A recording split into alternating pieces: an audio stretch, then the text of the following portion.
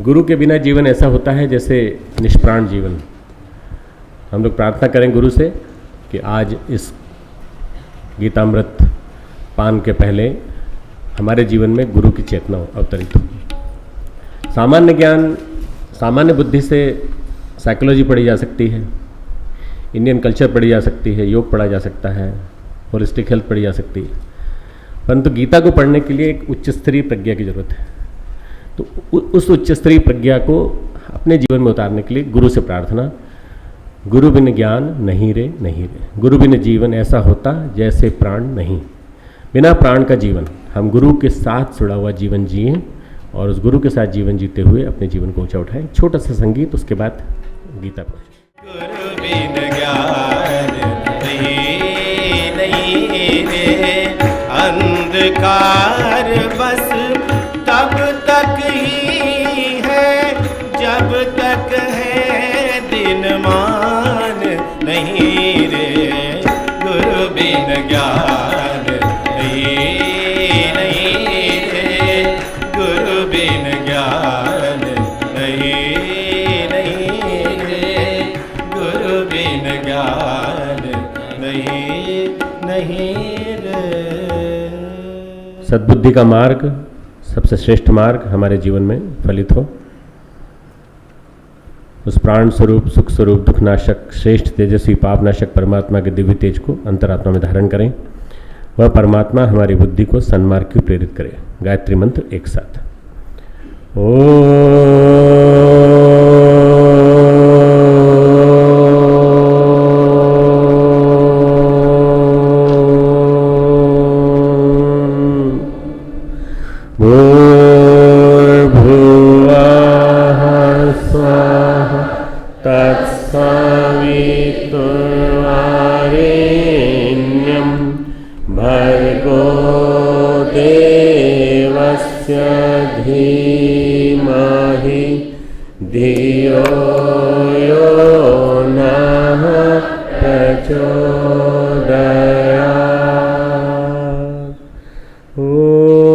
गुरुर्ब्रह्मा गुरुर्विष्णु गुरुरेव महेश्वरः, गुरुः साक्षात् परब्रह्म तस्मै श्री गुरुवे नमः।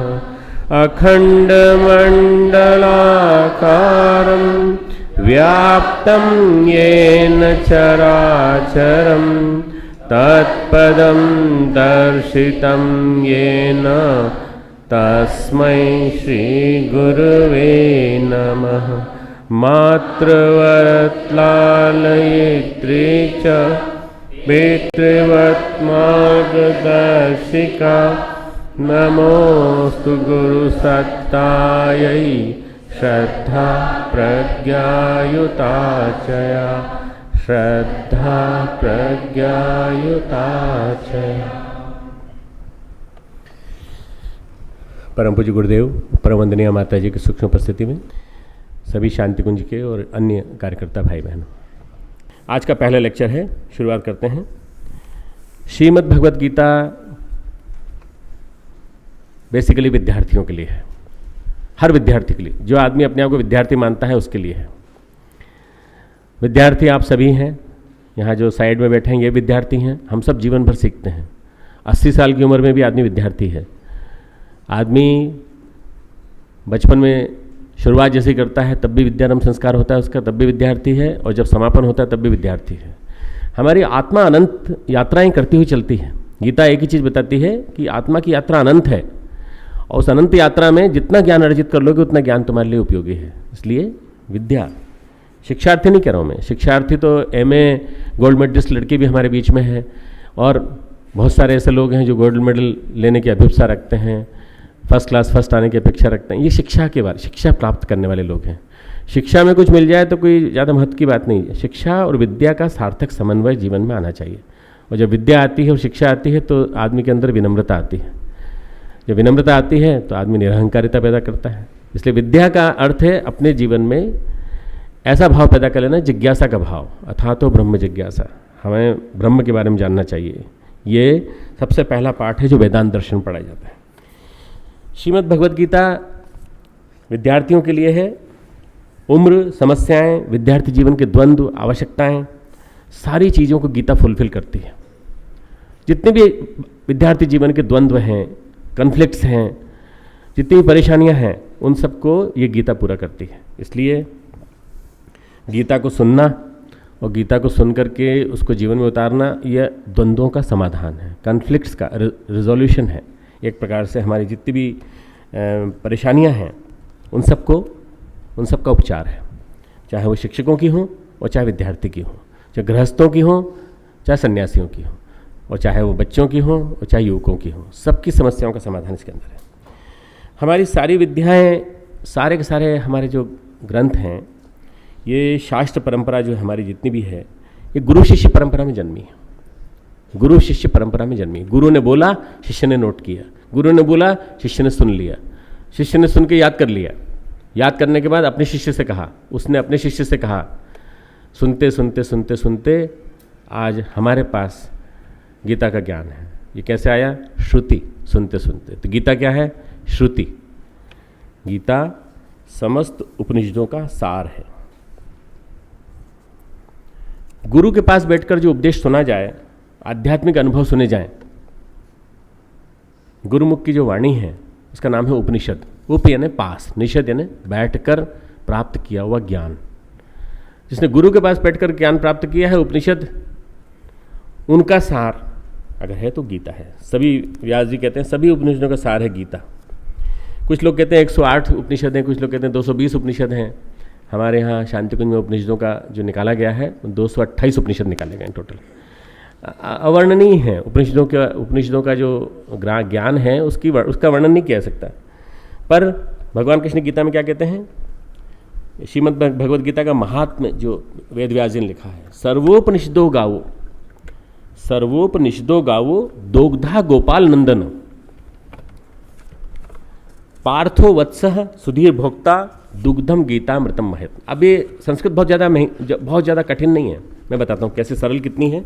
सर्व उपनिषदो से संधि विग्रह करती है, सर्व उपनिषदो गावो, सारे उपनिषद गाय हैं। गावो यानी गाय, सारे के सारे उपनिषद गाय के समान हैं, गौ माता के समान है। दोग्धा गोपाल नंदन, ये आपकी गीता में 6 नंबर का वो है श्लोक है, श्रीमद् भगवद गीता महात्म्य के अंतर्गत। दोग्धा गोपाल नंदन, गोपाल नंदन श्री कृष्ण उसको दोहने वाले हैं, गाय को दोहने वाले गोपाल नंदन श्री कृष्ण। पार्थो वत्सः, पार्थ यानी अर्जुन, वत्स यानी बछड़ा। सिंपल है ना संस्कृत। गीता की संस्कृत धीरे धीरे इतनी सरल लगने लगेगी कि हमारे बच्चे आपस में गीता में संस्कृत में बात करने लगेंगे धीरे धीरे, अगर अच्छी बढ़िया अभ्यास हो गया तो। पार्थो वत्सः, पार्थ यानी अर्जुन, प्रथा का पुत्र, प्रथा कुंती का नाम था। अर्जुन का कई नाम हैं। मैं एक बार बीच में एक जैसे आर्ट ऑफ लिविंग के तुम्हारे होते हैं ना, प्रश्न पत्र होता है, ऐसे गीता का प्रश्न पत्र आएगा तुम्हारे पास। ऐसे ध्यान का भी इस बार प्रश्न पत्र मैं रखूंगा। जब गीता का प्रश्न पत्र रखूंगा तो पूछूंगा अर्जुन के कितने नाम हैं जो गीता में आए हैं, तुमको बताना पड़ेगा। और भगवान कृष्ण के कितने नाम हैं जिसमें आए हैं, तुमको बताना पड़ेगा। इसमें पार्थो वत्सः, पार्थ बछड़ा है।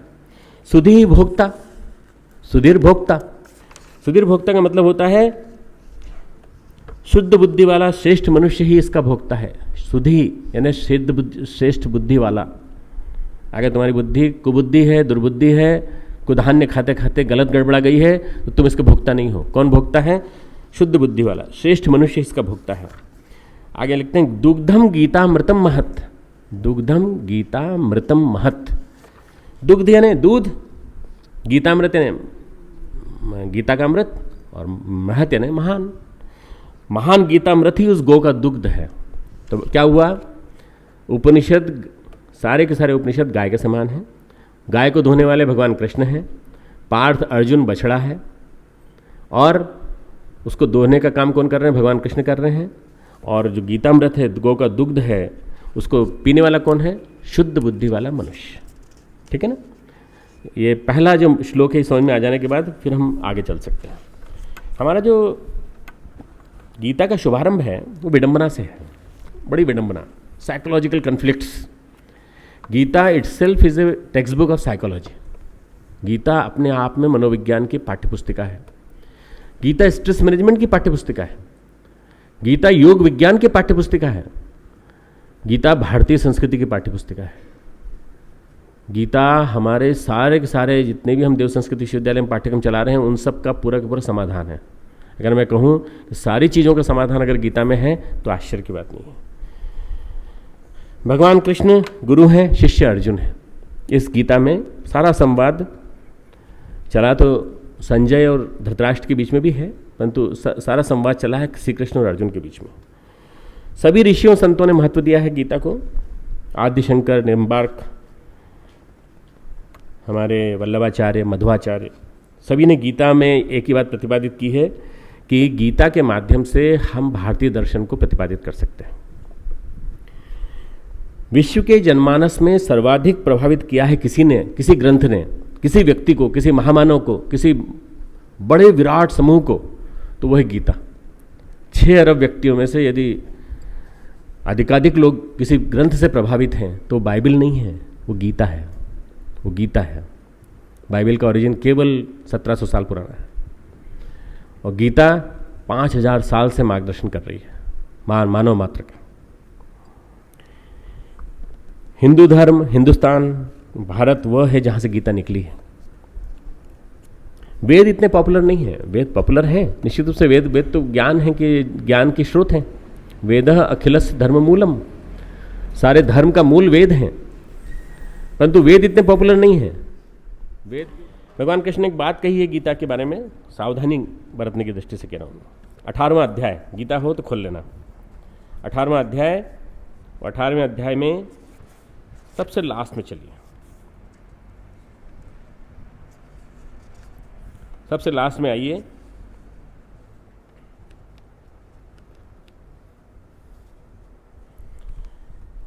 तिरसठवां श्लोक, अध्याय 18, 63वां श्लोक। इति ते ज्ञानम आख्यातम गुह्याद गुह्यतरम मया विमर्शेत दशेषेण यथेच्छसि तथा गुरु। गोपनीय से भी गोपनीय, अति गोपनीय ज्ञान मैंने तुझसे कह दिया। अब तू इस रहस्य युक्त ज्ञान को पूर्णतया भली भांति विचार कर, जैसे चाहता है वैसे ही कर। भगवान कृष्ण गीता के बारे में कहते हैं कि ये गोपनीय से भी अति गोपनीय ज्ञान है। ये कोई साधारण ज्ञान नहीं है, गोपनीय से भी गोपनीय ज्ञान है।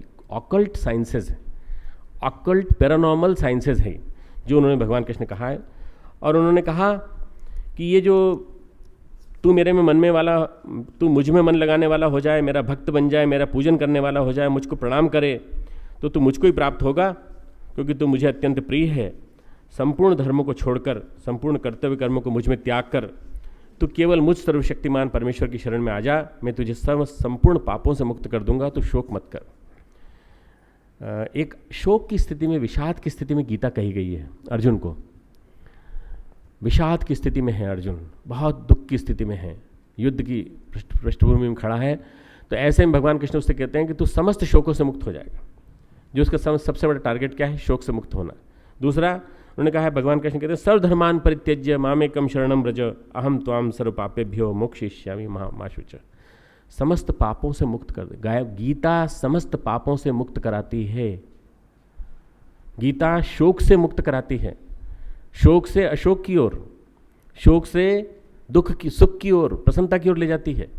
हमारे अंदर के मन के शोक को दूर कर देती है और हमें समस्त पापों से मुक्त करा देती है। फिर क्या कहते हैं आगे भगवान कृष्ण, 67वां श्लोक, 67th। तुझे यह गीता रूप रहस्यमय उपदेश किसी भी काल में न तो तप रहित मनुष्य से कहना चाहिए, न भक्ति रहित से, और न बिना सुनने की इच्छा वाले से ही कहना चाहिए। तथा जो मुझ में दोष दृष्टि रखता है, भगवान को ही जो आलोचना करता रहता है, भगवान बेकार है, भगवान को क्या आता है, भगवान कुछ नहीं है, भगवान को हम कुछ नहीं मानते, ऐसे दोष दृष्टि रखने वाले को उससे तो कभी भी नहीं कहना चाहिए। तो गीता किससे कही जा रही है? उनसे कही जा रही है जो तपस्वी हैं। आप लोग सब तपस्वी हैं, आप भक्ति वाले हैं, बिना सुनने की इच्छा वाले नहीं। आपके मन में सुनने की इच्छा है, इसलिए आप यहाँ बैठे हैं। तथा भगवान में दोष दृष्टि नहीं देखते, भगवान में हमेशा गुण ही गुण देखते हैं। जो समस्त प्राणियों में परमात्मा को देखता है, वो समस्त प्राणियों में गुण देखता है, दोष नहीं देखता। हम सभी व्यक्तियों के अंदर परमात्मा को मानकर यदि उनके अंदर गुण देखेंगे तो हम कभी गड़बड़ाएंगे नहीं।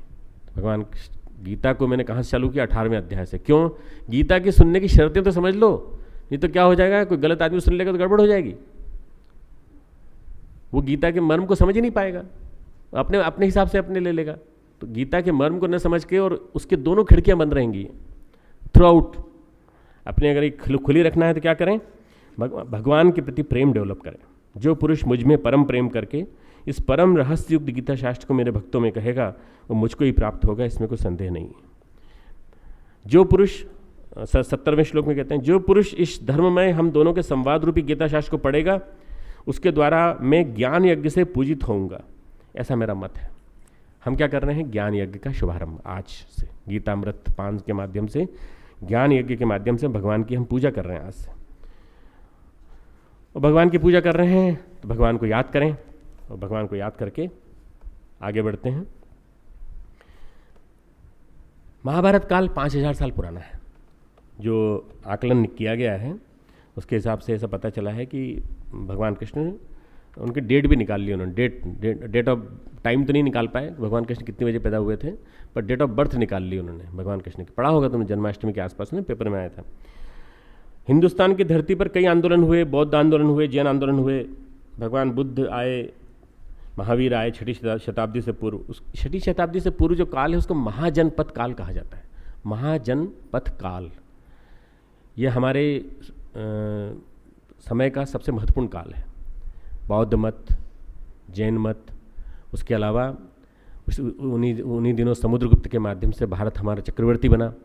उन्हीं दिनों हमारे देश में पुष्यमित्र आए, और उन्हीं दिनों हमारे देश में पातंजलि का आविर्भाव हुआ, चरक का आविर्भाव हुआ, सुश्रुत का आविर्भाव।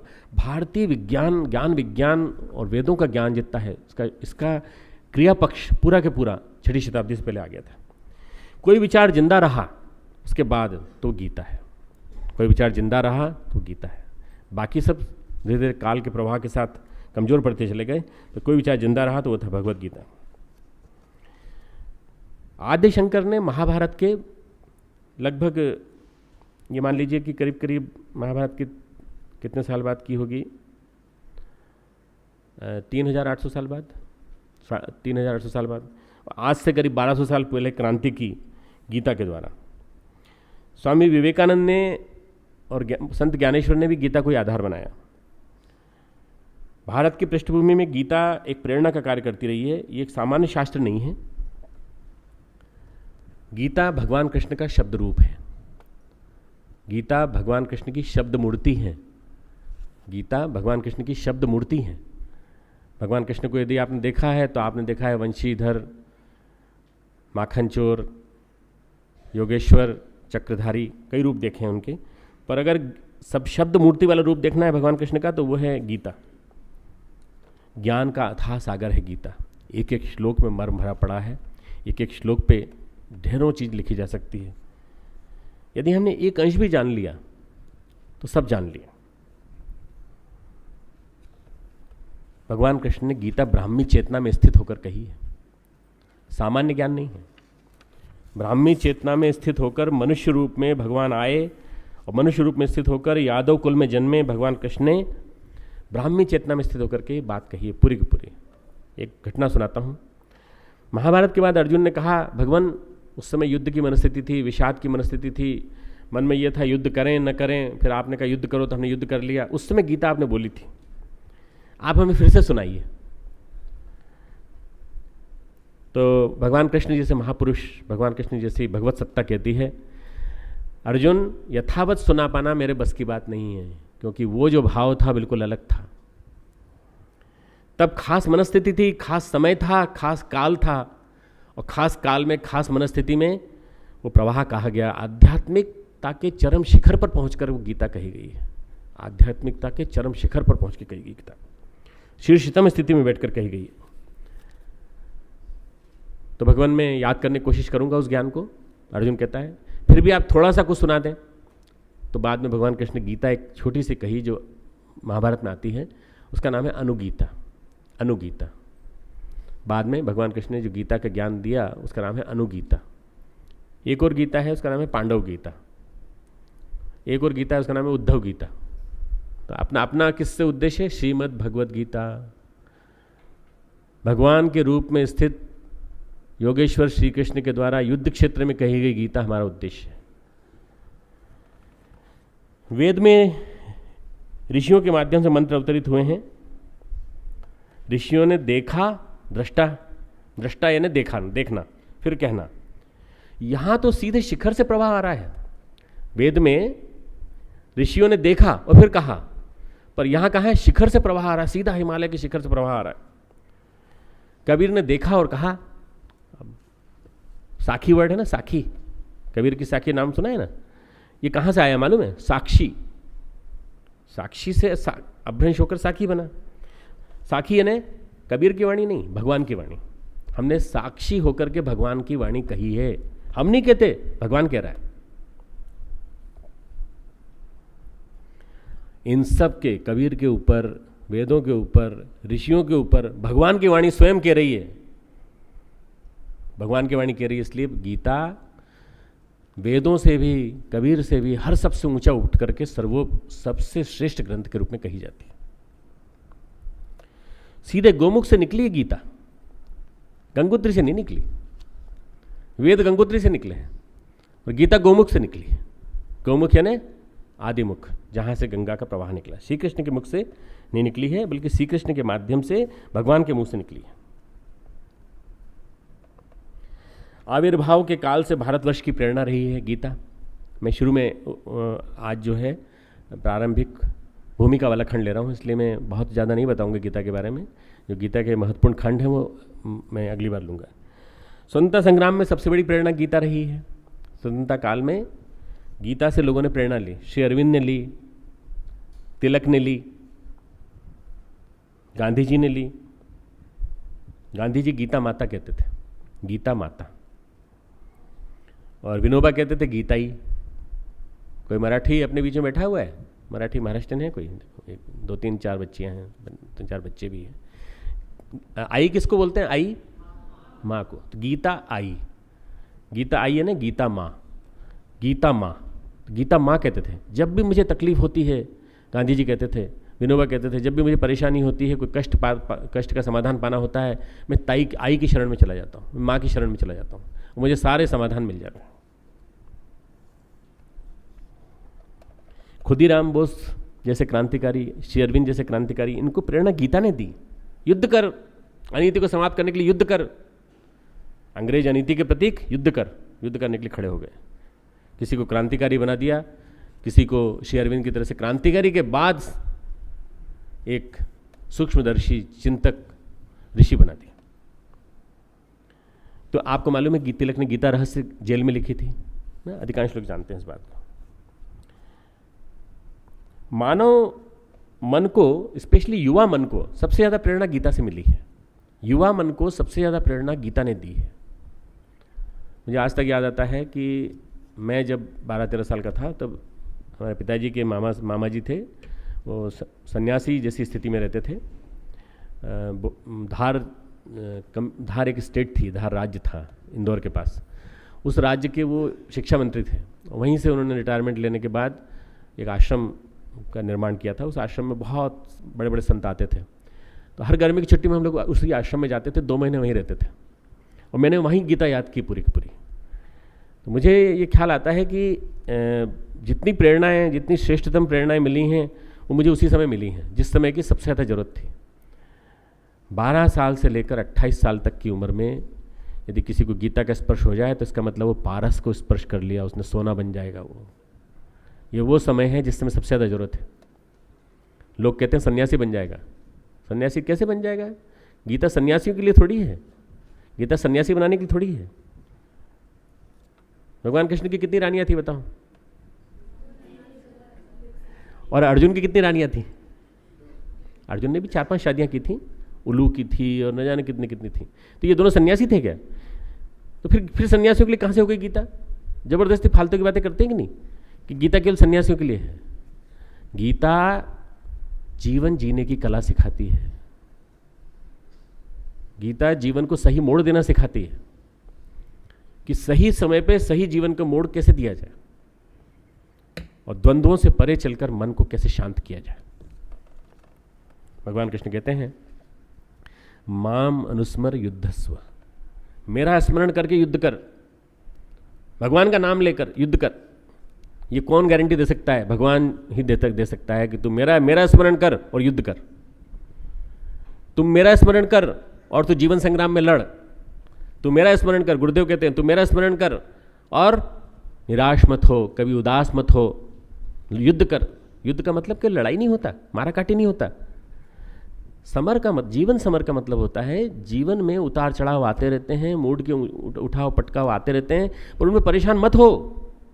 अपने आप को संतुलित बनाए रखो, बैलेंस बनाए रख करके उस प्रवाह से निकल जाओ। ऐसा ना हो कि तुमको बहा के ले जाए। संघर्ष करते हुए जीना पड़ेगा। अर्जुन का मन विकल है, बेचैन है।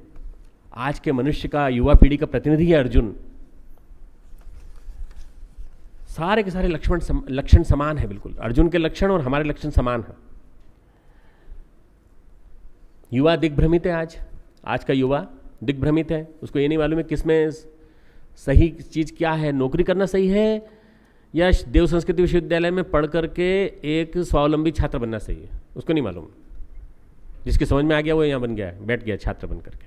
जिसकी समझ में नहीं आया वो भटक रहा है, अभी भटक रही हैं। क्यों? क्योंकि हम लोग दिग्भ्रमित हैं।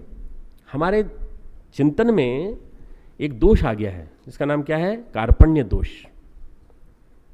अध्याय 2 का 7वां श्लोक। कार्पण्य दोषो अपहत स्वभाव प्रच्छामि त्वाम धर्म सम्मूढ़ चेता यच्छ्रेयः स्यान् निश्चितम ब्रूहि तन्मे शिष्यस्ते हम शादी माम त्वाम प्रपन्नम। कायरता रूपी दोष से अपहत हुए स्वभाव वाला, धर्म के विषय में मोहित चित्त हुआ मैं आपसे पूछता हूं, अर्जुन कह रहा है कि जो साधन मेरे लिए कल्याणकारक हो मेरे लिए कहिए, क्योंकि मैं आपका शिष्य हूं, इसलिए आपके शरण हुए, मुझको शिक्षा दीजिए। मैं आपकी शरण में आया, मुझको शिक्षा दीजिए। कौन हूं मैं? मेरे दिमाग में, मेरे जीवन में 2 गड़बड़ियां हैं। अपनी गड़बड़ियों को स्वयं पहचान लेना, अपनी डायग्नोसिस स्वयं कर लेना सबसे श्रेष्ठ शिष्य की निशानी है। कौन सी गड़बड़ियां हैं? कायरता रूपी दोष, कार्पण्य दोषो अपहत स्वभाव। कार्पण्य दोष, कायरता रूपी दोष। हम कायर हैं। हम समस्याओं से जूझना नहीं जानते, हम समस्याओं से भागना जानते हैं। समस्याओं से जूझते हुए, संग्राम मोर्चा लेते हुए हम कैसे उनको सरल करें, यह हमसे भगवान कहते हैं। दूसरा, धर्म के विषय में मोहित चित्त हुआ। मेरा धर्म क्या है, मेरा कर्तव्य क्या? धर्म का मतलब कर्तव्य। धर्म का मतलब क्या? मेरी ड्यूटी क्या है, मेरा धर्म क्या है? धर्म के विषय में मैं मोहित चित्त हुआ। आपसे पूछता हूं कि जो मेरे लिए साधन निश्चित कल्याणकारक हो मेरे लिए कहिए। तो उसके अंदर से गुण उपजता है। भगवान अर्जुन के अंदर से एक गुण, सद्गुण पैदा होता है। शिष्यस्ते हम शादी माम त्वाम प्रपन्नम। जिस दिन आदमी के अंदर का शिष्य पैदा हो जाएगा उस दिन उसका कल्याण हो जाएगा। तकलीफ क्या है? हम गुरु बनना ज़्यादा पसंद करते हैं, शिष्य बनना नहीं पसंद करते। हम दूसरों को तो खूब सिखाते हैं, पर खुद कभी सीखना नहीं चाहते। क्या हम शिष्य भाव में जा सकते हैं? क्या हम शिष्य भाव में जाकर इस दिलेरी के साथ कह सकते हैं कि हमारे अंदर ये कमियां हैं, हमें हमारी कमियों को दूर करने का तरीका बताइए भगवान से? यही भगवान उसके मित्र हैं, यही भगवान उसके सखा हैं, यही भगवान उसके दोस्त हैं, यही भगवान उसके फुफेरे भाई भी हैं। और आपको मालूम होगा कि साले जीजा का भी संबंध था दोनों में, और फुफेरे भाई का भी संबंध था दोनों में, अर्जुन में, कृष्ण में। कृष्ण यादवों के राजा हैं, कृष्ण उसके भाई भी हैं, कृष्ण उसके संबंधी भी हैं। पर उन्हीं कृष्ण से कह रहा है शिष्यस्ते अहम्, मैं आपका शिष्य बनने के लिए आया हूं।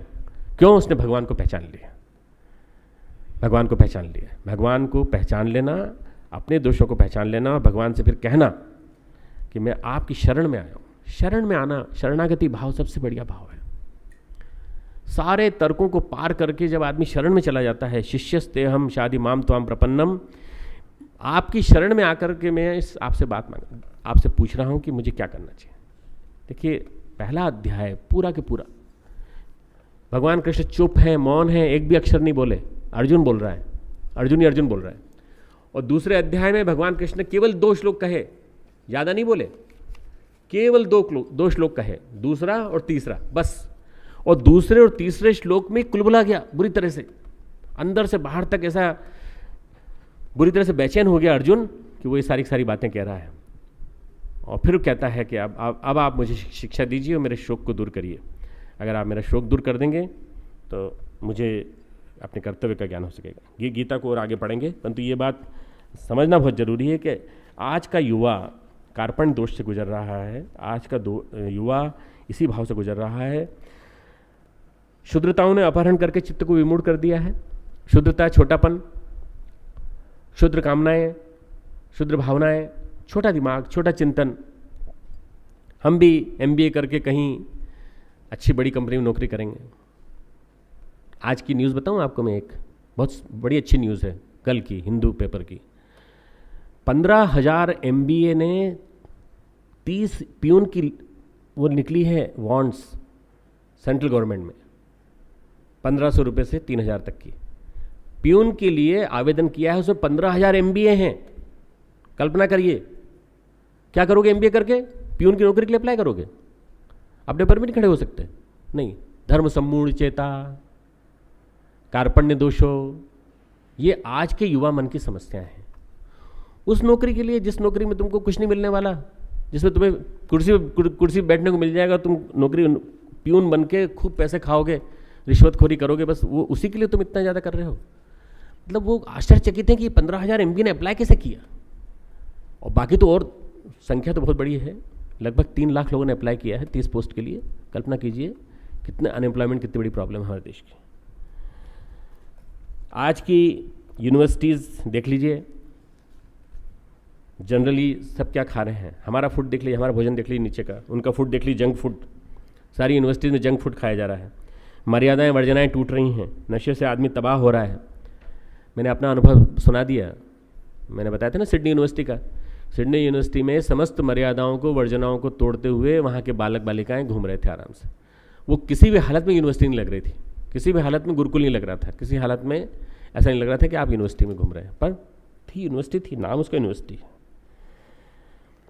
हमारे जीवन में यदि 2 बातें आ जाएं, एक तो समर्पण और एक वो साहस जो हमें सीखने के लिए तैयार कर दे, साहस जो सीखने के लिए तैयार करते हैं, तो हमारा जीवन बदल सकता है, जीवन का सारा प्रवाह बदल सकता है। परम पूज्य गुरुदेव के सारे आंदोलनों की जड़, यदि हम देखें, रूट्स देखें गुरुदेव के जीवन के, गुरुदेव के आंदोलनों की जड़ के 2 मॉडल हैं, कुल मिला के 2 मॉडल हैं। आपको बताया गया होगा साइकोलॉजी क्लास में, फिर भी बता रहा हूं मैं। क्या है? मानव में देवत्व, धरती पर स्वर्ग। पूरे सारे के सारे मिशन का मूल क्या है बताइए? मानव में देवत्व, धरती पर स्वर्ग। ये हमारे मिशन के 2 जड़ें हैं, 2 मॉडल्स हैं। वैज्ञानिक परिप्रेक्ष्य में देखें, मानव में देवत्व का मतलब क्या होता है?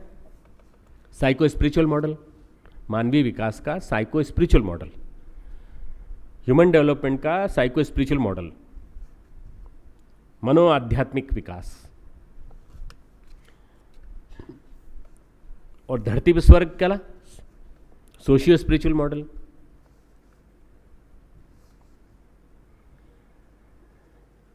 जो मानव में देवत्व है, साइको स्पिरिचुअल मॉडल, उसका मतलब क्या है? व्यक्तित्व का पुनर्निर्माण। व्यक्तित्व का पुनर्निर्माण, हम अपने व्यक्तित्व को पुनः निर्मित करें, पुनः विनिर्मित करें। बारंबार पुराना अभ्यास आड़े आ जाता है, मन नहीं लगता, नींद आ जाती है, और बार बार वही विचार मन में आते हैं, बार बार वही भावनाएं आती हैं, वही विचार आते हैं। यदि हम इस मॉडल को एग्जीक्यूट करेंगे तो हमारा स्वभाव आड़े आएगा, जो अर्जुन का स्वभाव है, कार्पण्य दोष हो। तो इस मॉडल को एग्जीक्यूट करने के लिए पुराने वाले स्वभाव को पहले मारना पड़ेगा। पुराना स्वभाव पहले मरेगा, दुष्प्रवृत्तियों को मारना पड़ेगा, तब धीरे धीरे इस मॉडल को लागू करना पड़ेगा। मरने पर हम नए सिरे से पैदा होंगे, पहले हमें मरना पड़ेगा, तब हम जिएंगे। पुराने स्वभाव को मारकर नया स्वभाव जिंदा करना, वह समाप्त होगा जिसे समाप्त होना ही चाहिए। दूसरा मॉडल कौन सा है? Psycho social model, socio spiritual model, सामाजिक आध्यात्मिक मॉडल। समाज की ओर हमारे अंतर संबंध, समाज को हम आध्यात्मिक ढांचा क्या दे रहे हैं, आध्यात्मिक मानववाद, स्पिरिचुअल ह्यूमनिज्म हम कैसे ला सकते हैं। स्पिरिचुअल ह्यूमनिज्म वही ला सकते हैं जिन्होंने खुद जीवन में प्रयोग करके देखा हो। स्पिरिचुअल ह्यूमनिज्म, आध्यात्मिक मानववाद वही ला सकता है जिसने खुद जीवन में प्रयोग किया हो। उसके लिए फिर कोई धर्म, कोई संप्रदाय अलग नहीं है, सब संप्रदाय के लोग एक समान है, सारा वसुधैव कुटुंबकम का भाव आ जाता है। श्रीमद् भगवद गीता दोनों मॉडल्स पर बात करती है। Shrimad Bhagavad Gita psycho spiritual model पर बात करती है और सोशियो स्पिरिचुअल मॉडल पर बात करती है। श्रीमद् भगवद गीता को यदि इस साइकोलॉजी के पर्सपेक्टिव में पढ़ेंगे तो वास्तव में हम समझ सकेंगे कि हम कितने बड़े महान ग्रंथ को पढ़ रहे हैं। वास्तव में सही देखा जाए तो एक प्रकार से सांस्कृतिक पुनर्जागरण का समय है ये वाला। ये सांस्कृतिक पुनर्जागरण का समय है। थोड़ा सा सुन लें, नोट करने की बात नहीं है। श्रीमद् भगवद गीता कही गई आज से 5,000 साल पहले। उसके बाद एक बहुत बड़ा समय आया, बुद्ध का समय आया, महावीर का समय आया, आदि शंकर का समय आया, भक्ति युग आया, रीतिकाल आया, भक्ति युग आया। रीतिकाल का जस्ट एंटीडोट भी भक्ति युग आया। रीतिकाल ने कहा खूब नाच गाने होने चाहिए, मनोरंजन होना चाहिए। भक्ति युग ने कहा नहीं, भक्ति में उसको डाइवर्ट करो। दो चीज़ें एक दूसरे के अपोजिट डेवलप हुई। रीतिकाल भक्तिकाल के बाद योद्धाओं का काल आया। कौन सा आया? समर्थ गुरु रामदास शिवाजी, समर्थ गुरु प्राणनाथ छत्रसाल। उसके बाद विवेकानंद और रामकृष्ण परमहंस, पराकाष्ठा बिल्कुल। और उसके साथ साथ आए परम पूज्य गुरुदेव, रमण महर्षि, स्वामी श्री अरविंद महर्षि, रमण महर्षि। महर्षि अरविंद 1937 की बात होगी, 37-38 की बात होगी। बैठे हुए थे, इवनिंग टॉक्स चल रही थी, बैठे बैठे बात कर रहे थे श्री माँ से कि भारत तो आज़ाद हो रहा है। देख, बात करने का तरीका देखिए दोनों का, कि 10 साल के अंदर श्री माँ ने उनसे कहा कि 10 साल के अंदर तो आज़ाद हो जाएगा, पर कौन शासन कौन करेगा? तो उन्होंने कहा वो फोटो का एनवलप लाओ तो जरा। तो कुछ फ़ोटो रखे हुए थे उनके पास, फोटो का एनवलप निकाला ड्रॉर में से, उन्होंने सारे फोटो उल्टे रख दिए, जैसे कार्ड्स रखे जाते हैं ना, ताश के पत्ते। ऐसे ही उन्होंने श्री अरविंद ने ऐसा हाथ फेरा, उनमें से एक फ़ोटो उठाया और ये दिखाया, ये आदमी प्रधानमंत्री बनेगा। 10 साल पहले निर्धारित हो गया कौन प्रधानमंत्री बनेगा, जवाहरलाल नेहरू का फोटोग्राफ था। इसका निर्धारण हो चुका है, विधि ने निर्धारण कर दिया है कि इसको प्रधानमंत्री बनना है। यानी सारी भविष्य की घटनाएं गर्भ में पहले से लिखी रहती हैं। तो फिर ये आज़ादी आ जाएगी क्या?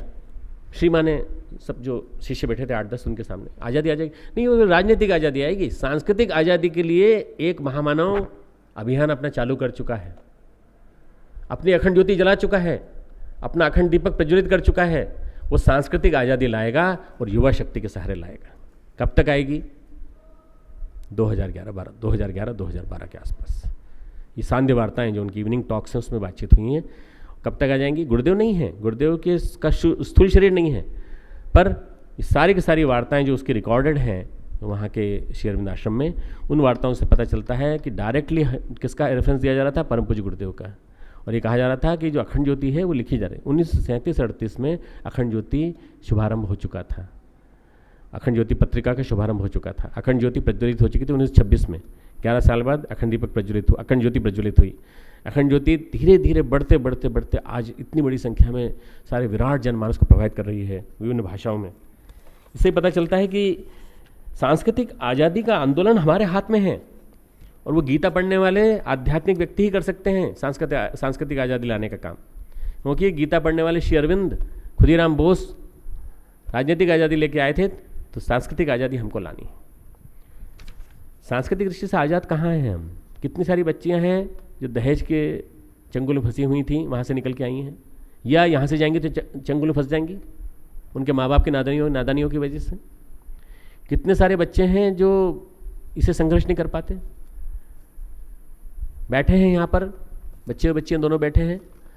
मतलब किस तरह से हम लोग सांस्कृतिक रूप से कितने फंसे हुए हैं, कितने ज़्यादा जंजाल में फंसे हुए हैं। हिंदुस्तान का इंसान आज भी गिरवी रखा हुआ है एक प्रकार से सांस्कृतिक दृष्टि से। हम लोग आज सांस्कृतिक दृष्टि से आज भी गिरवी हैं। स्वयं हम लोग महसूस करते हैं कि सांस्कृतिक दृष्टि से आज भी हम सुसंस्कृत नहीं हैं, असभ्य हैं। असभ्य का मतलब क्या होता है? सभ्य यानी सभा में बैठने योग्य, सभ्य यानी सभा में बैठने योग्य, और असभ्य यानी सभा में बैठने योग्य नहीं। असभ्य यानी जो सभा में बैठने योग्य नहीं है वो असभ्य। वेल कल्चर्ड सुसंस्कृत समाज का निर्माण हमें करना है। मानव में देवत्व ला करके धरती पर स्वर्ग लाना है, तो गीता का आधार ही हमें बनाना पड़ेगा। हमें एक नई संस्कृति की रचना करनी है, देव संस्कृति की रचना करनी है, और सार्थक हल हमें गीता में मिलेंगे, सारे सार्थक हल। समय समय पर मैं बताऊंगा कि आपकी इन परेशानियों का हल गीता में, इन परेशानियों का हल गीता में। मानवीय मन की और सामाजिक सारी जितनी समस्याएं हैं, उन सब समस्याओं का समाधान गीता में है। मानवीय मन का जितना गहन विश्लेषण गीता करती है उतना कोई नहीं करता। गीता कहती है 2 तरह की स्ट्रेस होती है। गीता स्वयं कहती है तनाव के 2 मुख्य आयाम बताती है गीता, यू स्ट्रेस और हाइपर, यू स्ट्रेस और डिस्ट्रेस। यू स्ट्रेस है ना कंस्ट्रक्टिव स्ट्रेस, और डिस्ट्रेस है ना डिस्ट्रक्टिव स्ट्रेस। जो डिप्रेसिव स्थिति में ले आए, जो हमें डिस्ट्रक्टिव तनाव की ओर ले जाए, वो डिस्ट्रेस, और जो कंस्ट्रक्टिव मोटिवेशन की ओर जो ले जाए वो यू स्ट्रेस। अर्जुन डिस्ट्रेस में था, अर्जुन को डिस्ट्रेस से यूस्ट्रेस में लाने का काम किया श्री कृष्ण ने। उसने क्या कहा? उसने भगवान से कहा मुझे दोनों सेनाओं के बीच में खड़ा कर दो। बहुत बढ़िया उसने बात कही है अर्जुन ने। पहले अध्याय में भगवान कृष्ण से कहा है, सेनयो उभयो मध्य रथम स्थापय में अच्युत। 20वां-21वां अध्याय का अंतिम लाइन, हे अच्युत, हे श्री कृष्ण, मेरे रथ को दोनों सेनाओं के बीच में खड़ा कीजिए। जो आदमी दोनों पक्ष को देख करके निर्णय लेता है वो बैलेंस्ड आदमी है, वो समत्व वाली स्थिति में आदमी है। और जो आदमी दोनों चीज़ों के बीच में खड़ा होकर के फिर अपना मूल्यांकन करता है, वो एक सही शिष्य है। दोनों सेनाओं के बीच में दोनों तरफ का मूल्यांकन करके कौरव और पांडवों के बीच में खड़ा करते हैं। तो भगवान कृष्ण कौन है? नीति पुरुष है। भगवान कृष्ण कौन है? कूटनीतिज्ञ है। भगवान कृष्ण कौन है? सुपरमैन है, सुपरमैन। समस्त जितने भी कलाएं हो सकती हैं उन कलाओं के अवतार हैं भगवान कृष्ण। भगवान कृष्ण क्या करते हैं? उस रथ को ले जा करके खड़ा कर देते हैं दोनों सेनाओं के मध्य। पर कहाँ खड़ा करते हैं? द्रोणाचार्य और भीष्म पितामह के सामने, जानबूझ करके। और कहीं भी खड़ा कर सकते थे। द्रोणाचार्य भीष्म पितामह के सामने क्यों खड़ा करते हैं? द्रोणाचार्य इसके गुरु अर्जुन के, भीष्म पितामह उसके दादा। उन दोनों को देखते ही उसके होश गंवा बैठता है। दोनों को देखते ही वो डिस्ट्रेस में चला जाता है, और सारे के सारे लक्षण उसके डिस्ट्रेस के पैदा हो जाते हैं। सीदंती मम गात्राणी, मेरे तो होठ सूख रहे हैं, मेरा तो सारा पसीना छूटा जा रहा है, मेरे तो हाथ से गांडियों तक खिसक रहा है। कितनी तरह की बातें करता है। कल अगली बार की क्लास में बताएंगे ये चीज़ें जितनी भी हैं। ये डिस्ट्रेस जो है, ये डिस्ट्रेस हम सबके जीवन में आती है। जहाँ हमने सामने परिस्थिति देखी हम परेशान हो जाते हैं। अर्जुन भी लगभग ऐसी स्थिति में है। 2 तरह की स्ट्रेस और होती हैं, हाइपो स्ट्रेस और हाइपर स्ट्रेस। हाइपो स्ट्रेस यानी निठल्ला, निकम्मा, रस्टिंग आउट, और हाइपर स्ट्रेस यानी highly reactive, burnt out, getting burnt out. Life की सारी प्रॉब्लम्स का प्रतीक है अर्जुन। कभी तो वह हाइपो में जाता है, कभी हाइपर में चला जाता है। इन दोनों में स्विंग करता रहता है। तो हमारे जीवन की समस्त समस्याओं का एक प्रतीक है अर्जुन। हल करने वाले कौन है? श्री कृष्ण। मानव की समग्र प्रकृति का विश्लेषण करने की ताकत श्री कृष्ण में मौजूद है।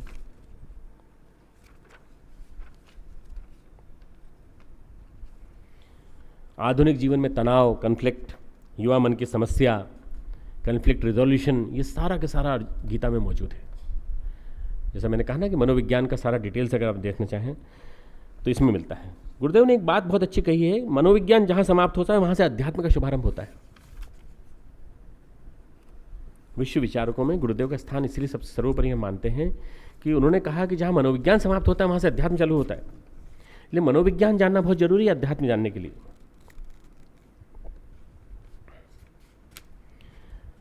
आधुनिक मनोविज्ञान अचेतन की गहराई में भी प्रवेश नहीं कर पाता, पर वहाँ अध्यात्म प्रवेश कर जाता है। आधुनिक मनोविज्ञान अचेतन की गहराई में प्रवेश नहीं कर पाता, पर मन अध्यात्म प्रवेश कर जाता है। इसलिए भगवान मनोविज्ञान से आरंभ करके अध्यात्म पे जाते हैं और अध्यात्म ज्ञान को धीरे धीरे हमारे अंदर, हम अर्जुनों के अंदर प्रविष्ट करा देते हैं पूरी तरह से। हम सब अर्जुन हैं और हम सबको संदेश देने वाले भगवान कृष्ण हैं। बचपन से लेकर अभी तक के जितने संस्कार हैं वो हमारे अचेतन में बैठे हुए हैं। बचपन से लेकर अभी तक। बचपन ही क्यों, अध्यात्म कहता है जन्म जन्मांतरों से संचित हमारे संस्कार अचेतन में बैठे हैं। मैंने ध्यान की क्लास ली थी, आपको बताया था कि अचेतन में जाकर के अपने संस्कारों को धोया जा सकता है। बताया था ना, मनोविज्ञान जहाँ समाप्त होकर अध्यात्म में प्रवेश करता है, वहाँ जीवन के सभी पहलुओं का विश्लेषण आरंभ हो जाता है। All the aspects of life they start getting analysed. जीवन के सारे पहलू एनालाइज होकर के, डिसफ्रेगमेंटेड होकर के हमारे सामने आने लगते हैं। गीता यहाँ से आरंभ होती है। जीव को शिव बनाने की तकनीक है गीता। जीव को शिव बनाने की तकनीक है गीता।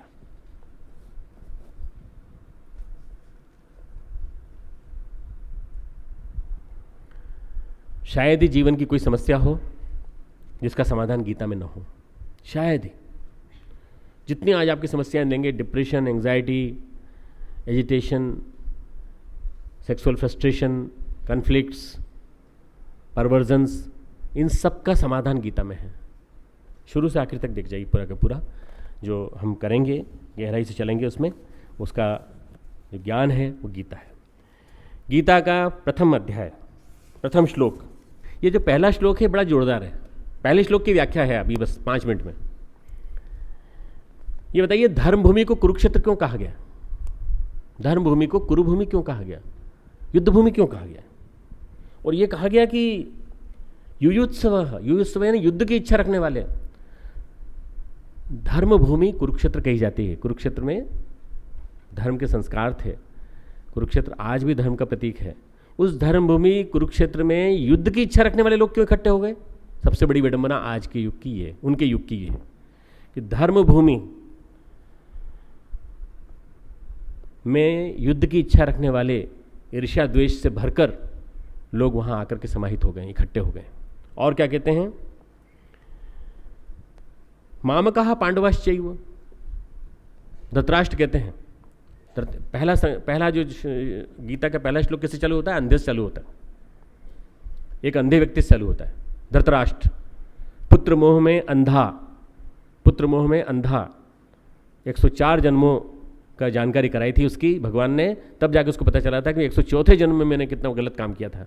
तो उसको पता चला कि मैं अंधा क्यों हुआ। नहीं तो बार बार ये कहे जा रहा था कि मेरे साथ अन्याय हुआ है, भगवान ने मेरे साथ अन्याय किया, सबने मेरे साथ अन्याय किया है। दूसरों को दोष देना जिसका स्वभाव, अपने बेटों का अपने मोह देखने वाला। यहाँ पहले श्लोक में भी यही कह रहा है वो। मामकाः, मेरे बच्चों का क्या हुआ, मेरे बच्चों क्या हुआ, मेरे बच्चों क्या हुआ। पुत्र मोह, धृतराष्ट्र का पुत्र मोह। मामकाः मतलब पांडव और याद ही नहीं आ रहे उसको, पर जैसे मामकाः बोलता है तो उसको याद आता है कि अरे मैं अपना बोलूंगा तो कैसा बुरा लगेगा, इसलिए क्या बोलना चाहिए? पांडवाश्चैव। मेरे और पांडव के बच्चों ने, मेरे और पांडु के पुत्रों ने क्या किया, जरा बताओ तो सही। एक श्लोक में सारी बातें आ गई। एक श्लोक में उस युग की समस्या आ गई है। एक श्लोक में 2 बातें आ गई हैं कि जब धर्म भूमि में ईर्ष्या रखने वाले, युद्ध की इच्छा रखने वाले लोग इकट्ठे हो जाएं तो ये समझ लेना चाहिए कि वहाँ कलयुग आ गया है। आज धर्म क्षेत्र कुरुक्षेत्र युयुत्सव यानी युद्ध की इच्छा रखने वाले लोगों का क्षेत्र बन गया है। धर्म क्षेत्र, पूरी भारत भूमि धर्म की भूमि थी। पूरा भारत ही नहीं, पूरा विश्व भारत भूमि था, देवभूमि था। और उस भूमि पर जब युद्ध की इच्छा रखने वाले लोग इकट्ठे हो जाएं तो क्या होगा? महाभारत हो रहा है। और महाभारत किस सीमा तक हो रहा है? जमीन के लिए माँ का गला काट दिया, जमीन के लिए बाप का गला काट दिया, सगे भाई का गला काट दिया। ऐसी घटनाएं घट रही हैं। तो जब युद्ध के लिए ढूंढा गया कि भाई युद्ध के लिए अच्छा क्षेत्र कौन सा हो सकता है, तो ढूंढते गए तो पता चला कि कुरुक्षेत्र में एक स्थान ऐसा है जिस स्थान पर एक पुत्र ने भूमि के लिए अपने पिता को और अपने 3 भाइयों को मार दिया। उस जमाने में, द्वापर के उस काल में, जब वो भी नहीं आया था, कली भी नहीं आया था, तब की बात है। कली का प्रभाव नहीं हुआ था। तुरंत तय किया गया यही सबसे श्रेष्ठ जगह है। इस पुण्य भूमि में संस्कार है। इस भूमि में वो संस्कार हैं कि यहाँ लड़ाई लड़ते समय आदमी क्रूर होकर लड़ेगा, बिना मोह के लड़ेगा, क्रूर होकर लड़ेगा। तुरंत तय कर लिया गया कुरुक्षेत्र यही बनेगा, कुरुक्षेत्र ही युद्ध भूमि बनेगा। पर वहाँ शुरुआत ही होती है, गीता की शुरुआत होती है समवेता युत्सव, जहाँ युद्ध की इच्छा रखने वाले आदमी समवेत स्वर में इकट्ठे हो जाएं, एक साथ इकट्ठे हो जाएं, उनको क्या कहा जाएगा? उनको कहा जाएगा दुर्भाग्य है, विडंबना है। सबसे बड़ी इस युग की विडंबना ये वहाँ से शुरू होता है। मामकाः पांडवाश्चैव, मेरे और पांडु के पुत्रों ने क्या किया? जहाँ मैं, मेरे बच्चे, मेरी पत्नी, मोह का पराकाष्ठा, मोह की पराकाष्ठा, वासना की पराकाष्ठा। गुरुदेव ने कहा ना 3 सबसे बड़े नरक के द्वार हैं, जो गीता में लिखा है, त्रिविधम नरकस्येदम द्वारम, वासना, तृष्णा, अहंता। सबसे पहला है वासना। वासना है ना पुत्र के प्रति मोह, अपने आप के प्रति मोह, अपने संबंधियों के प्रति मोह, अपने पत्नी के प्रति मोह, अपने बच्चों के प्रति मोह। जब आदमी के मन में ये पीक पे हो तो इसका मतलब पराकाष्ठा का समय आ गया। माँ में कहा पांडवाश्चैव किम कुर्वत संजय, क्या किया संजय ने। आज की बात, आज भूमिका खंड था, आज गीता तारम्भ की है। गीता का कितना श्लोक लिया आज? पहले नंबर का श्लोक बस, केवल माम कहा पांडवाश्चैव युयुत्सव, बाकी सारी बात भूमिका की थी। तो आज भूमिका की बात कही है। शांति पाठ करेंगे, भाव ये करेंगे कि हमें कण कण में शांति प्राप्त हो, हमारे हर अंतरंग में शांति मिले। इस धरती पे, अंतरिक्ष में, जल में, गगन में, वनस्पति में, औषधि में, सब में शांति शांति संव्याप्त हो। मन एकाग्र कर लें। ओम यो शांतिरंतरिक्षगुं शांति पृथ्वी शांतिरापः शांति औषधय शांति वनस्पतयः शांतिर्विश्वे देवा शांतिर्ब्रह्म शांतिः सर्वगं शांतिः शांतिरेव शांतिः सामा शांतिरेधि। ओम शांति शांति शांति सर्वारिष्टस्तु शांतिर्भवतु। हमारे YouTube चैनल शांति कुंज वीडियो गायत्री परिवार को सब्सक्राइब करें एवं बेल आइकन जरूर दबाएं ताकि गायत्री परिवार की विभिन्न गतिविधियों की जानकारी आपको मिलती रहे।